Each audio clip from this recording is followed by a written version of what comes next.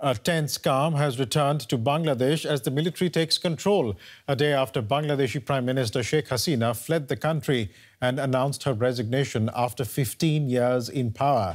Student protest leaders are expected to hold talks with the military to set out their demands for the formation of a new interim government. The students who spearheaded the uprising that toppled the Prime Minister say they won't accept military rule. Their pick for the country's new temporary leader is Nobel Peace Prize laureate Muhammad Yunus, who has reportedly agreed to be an advisor. It follows a day of chaos and disorder in which at least 109 people were killed. After Prime Minister Hasina fled to India, crowds stormed her official residence, engaging in widespread looting. Let's get more now from journalist Kaniz Fatema. She works at the English daily Dhaka Tribune and joins me now from the capital. Kaniz, good to have you on the program. Let me just start with something of a bit of a personal question. A momentous day for Bangladesh on Monday. How did you, as a journalist and as a Bangladeshi, experience those events? Actually, people hit the street right after Sheikh Hasina stepped down, and I believe I witnessed the historic moment. And every people, students, locals, and guardians, mass peoples were celebrating her this as a victory. Basically, this was the most desired victory for all of us, and everyone was celebrating on the street. And how did that make you feel as a Bangladeshi? Could you believe that something like this would ever happen in Bangladesh? Basically, even 1 week ago, I did not believe that something this could ever happen. But yesterday, I was like, yeah, this is what we can, something big is coming for us. All right, can you just stay with us on the line? Because it was, as you're aware, student-led protests that led to the resignation of Sheikh Hasina. And now student leaders have issued an update as to what they want to see as the next steps. Let's just listen into what they had to say first. We have decided that an interim government will be formed, headed by the widely accepted, internationally recognized Nobel laureate, Dr. Muhammad Yunus. We have spoken to Dr. Yunus, and he has agreed to take on the responsibility to save Bangladesh, responding to the call of the students and the people. No other government will be allowed, except the one proposed by the students and the people. We said we won't allow an army-led government, a government supported by the army, or a B team of the fascist government. We won't accept any anti-people government. Kaniz, lots of issues to unpack there. Let's just talk about Muhammad Yunus first. We've been hearing reports that he's accepted the position as a chief advisor. And then we're also hearing that Muhammad Yunus is the leader of a potential interim government. Which is it? Is he chief advisor or leader, or do they mean the same thing? Actually, you heard the right, Biresh. And right after Sheikh Hasina stepped down, the key coordinators were pretty much clear that what they want, and they said that no army government or no one that backed by army officials, or they will not accept any of those. So actually, I guess Dr. Yunus is the perfect choice, and he also confirmed that he will be take charge as a chief advisor of interim Bangladesh government. Right. The students don't want an army-led government, yet it is the army that is talking to all the political parties, with the exception of the Awami League, the once ruling Awami League, as I understand. So essentially, it is the army that is getting things done in Bangladesh right now. Are students okay with that? And do they believe that the army will restrict its role just to this sort of a mediatory role, in a sense? Actually, the first thing the key coordinators wanted to resignation of Prime Minister Sheikh Hasina, and then they want an interim government. And in the meantime, the military actually helping to get to that process. So yeah, they're actually helping, but they don't want any army government yet. This is the same military, Kaniz, that was until last week out on the streets, and that students had accused of basically firing live rounds at protesters. We are still not quite clear as to how many of these live rounds actually hit protesters, or if protesters were indeed killed by the military. Do students still trust this military?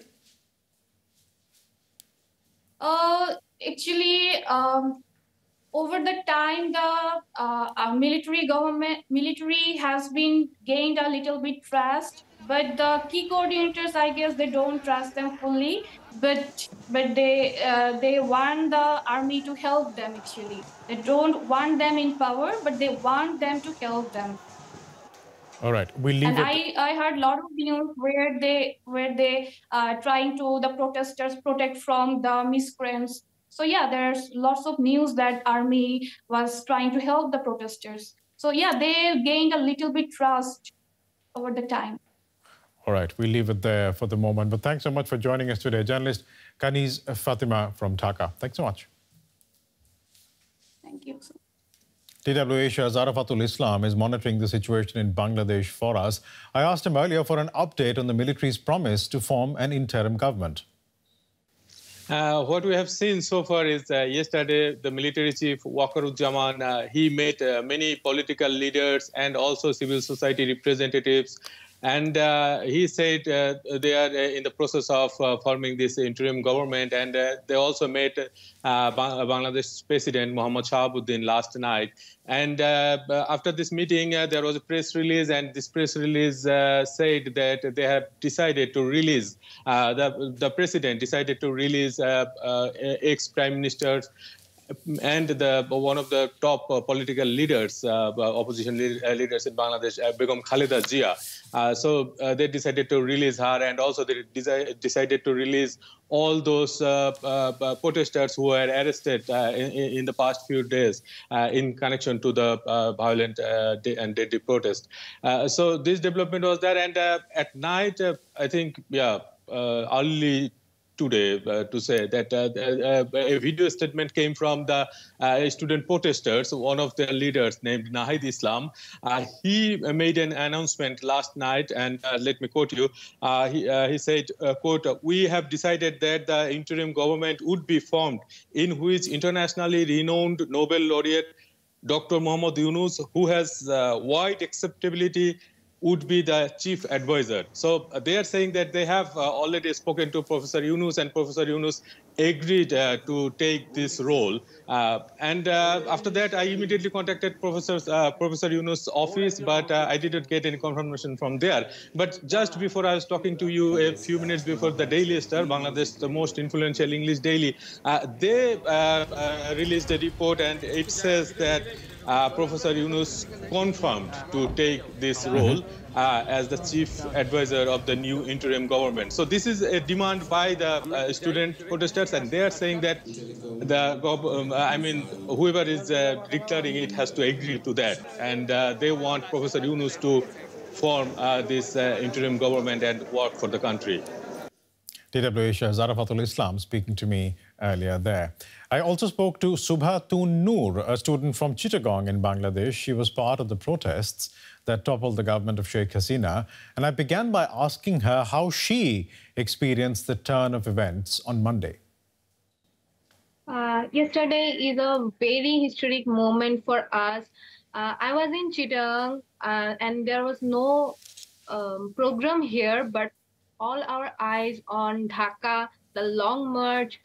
The internet was shut down for some times. We're so restless in fear, anxiety, excitement. When the internet come back and we see the millions of people on the streets of Dhaka, then we're very relaxed, and it seemed up that it was it, and it is it, and it was it. The dictator was forced to resign and flee from the country, and there's a very big victory for us. We are so overwhelmed. We are glad for this victory. How do you feel 24 hours later? The person you describe as a dictator, Sheikh Hasina, is sitting in India, and the military is promising in your country an interim government. How do you feel today? Are things going in the right direction? From my personal opinion, it seems like not, because it is the army who helped to flee the dictator Sheikh Hasina.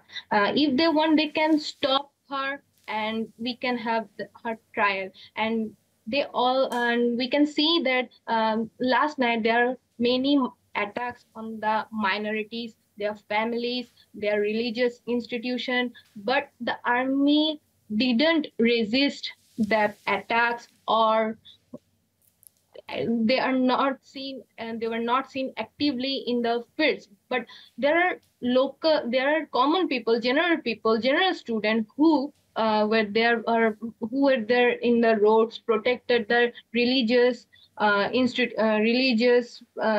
institutions, not the army.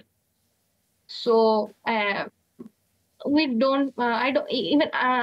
Personally, I don't think so. And the interim government, I mean the coordinators that gave outline, we did not have that interim government yet. The assembly hasn't dissolved. So, yeah. Speaking of this interim government, there is talk of Muhammad Yunus, Nobel Peace Prize laureate Muhammad Yunus, potentially heading such an interim government. And we're hearing that this is a demand that has come from the students, people like you who have been protesting on the streets. And it appears Muhammad Yunus has now accepted that he would be there in a chief advisory capacity or a leadership capacity of this interim government. Is that a good thing? Yes, absolutely. It is the Dr. Muhammad Yunus that we trust. We want him as our leader, as our advisor, chief advisor of this interim government. We do. I can say that I can tell you that we don't want any military regime or any extremist for our country. We want democracy. We want peace, and that's why we all think that, even I think that Dr. Muhammad Yunus is the right person from this country, for this country. We will leave it there for the moment. Subah Tun Noor, student from Chittagong in Bangladesh. Thank you so much for speaking to us today. Thank you so much. Thank you so much. And while Prime Minister Sheikh Hasina resigned and fled to India on Monday, her next moves remain unclear. Footage believed to show her leaving Bangladesh by helicopter was broadcast on local media. Indian government sources say she is still in India, though there are reports that she plans to travel to London soon. Protesters have demanded that Hasina's allies in government remain in the country.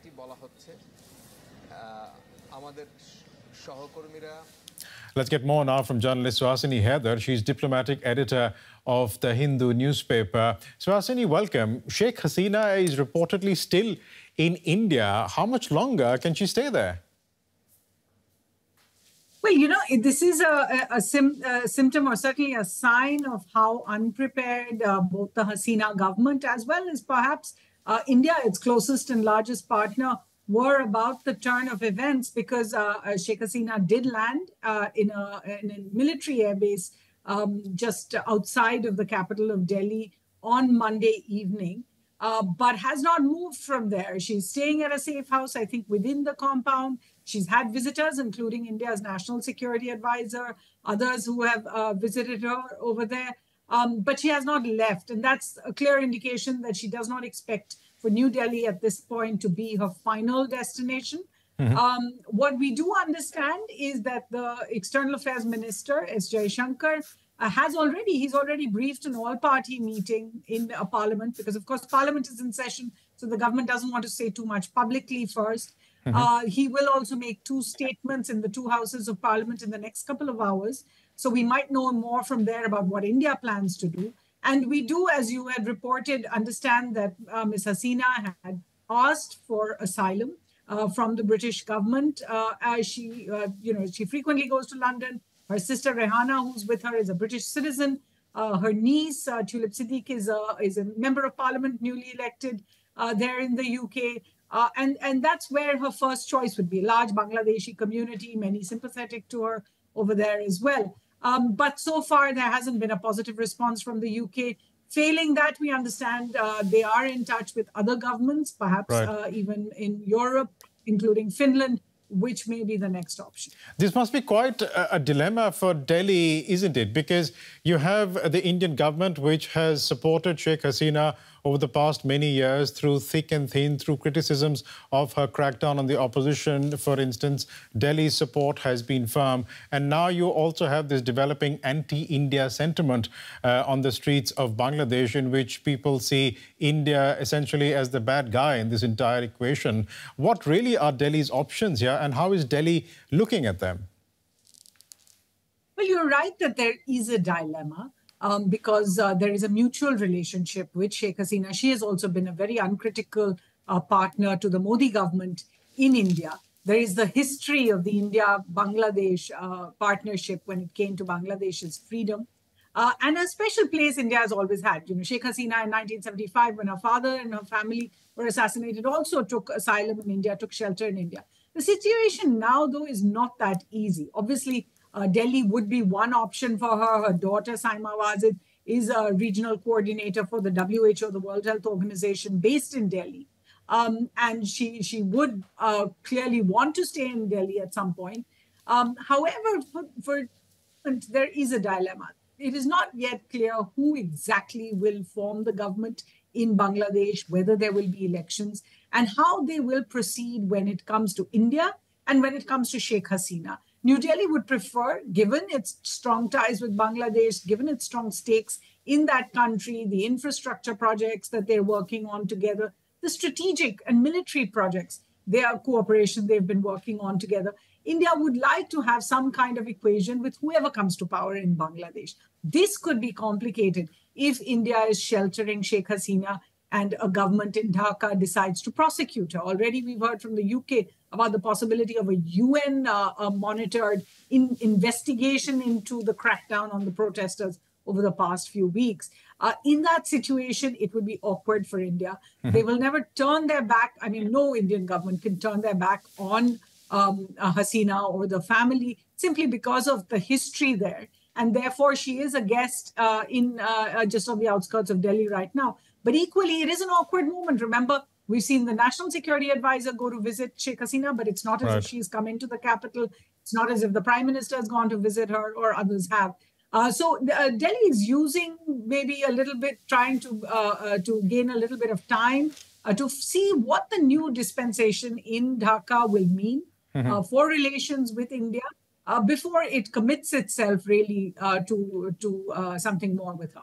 We'll leave it there for the moment. But thanks so much for joining us today. Suhasini Haider speaking to us from Delhi. Thanks so much. For more updates, we can bring in DW correspondent Shalu Yadav from our studios in Delhi. Shalu, what is the latest you can tell us about Sheikh Hasina? Well, Biresh, Sheikh Hasina remains in Delhi in a safe house, reportedly, and she will continue to stay here until there's clarity about her request for asylum from the government of the United Kingdom. But till that happens, she will stay here. But what we are hearing is that her stay here will have to have a checkout date pretty soon. She won't be welcome here for a long time because, you see, this situation has put India in a precarious situation, and it's treading on a very cautious path right now. at the end of the day, Biresh, India has to protect its national interest when it comes to situations like these. And it doesn't want to be seen as offering unconditional support for Sheikh Hasina, who's now hugely unpopular in Bangladesh and has been ousted, you can say. So experts are saying that India should be looking at, reaching out to the new stakeholders who will be forming the next government in Bangladesh, as well as stay in touch with the top brass of the army, so that the anti-India sentiment that's been brewing as part of these protests over the last 1 month can be kept in check. This morning, the Prime Minister held an all-party meeting to discuss India's response to the situation, but there hasn't been any official statement so far. It's also not clear whether Prime Minister will be meeting her long-time ally, Sheikh Hasina, while she is in Delhi, Biresh. And how is this situation that's developing in Bangladesh actually being perceived in India? Well, of course, whatever happens in Bangladesh has huge implications, for India. Remember, India has stood behind Sheikh Hasina's government, through all kinds of, criticism that came from the government of the US and other Western countries about the authoritative and undemocratic ways with which she ruled the country. There were allegations of human rights violations. There were allegations of crackdowns on opposition leaders, the media, and activists. But India stood behind her through all that. And so that says a lot about the kind of relationship that India has had with Sheikh Hasina. But there's also larger implications. India would be watching very closely as to, how this situation can be exploited by countries like China and Pakistan. With the loss of Sheikh Hasina from Bangladesh, India has lost a long-time ally in the region. And what comes next could, put India in a precarious position again. Because we won't know how pro-India the new regime is going to be, Biresh. Amongst the people in India, is there any sympathy at all for the people in Bangladesh?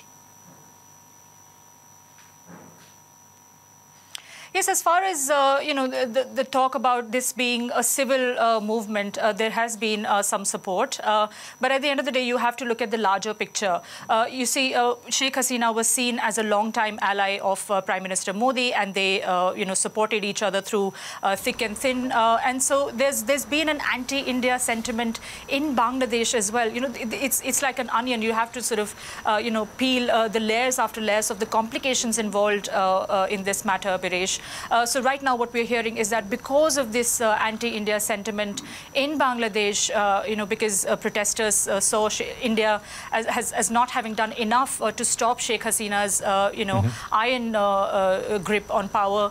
So they now see Sheikh Hasina as obviously, pro-India. And so there have been attacks on the minority community of Hindus, is what we are hearing in Bangladesh. But then we also hear from the student bodies that they are not in favor of such attacks, and they've distanced themselves from these attacks. So very, very complicated situation, and we'll see how it pans out in India and whether it spills over to India, really, Biresh.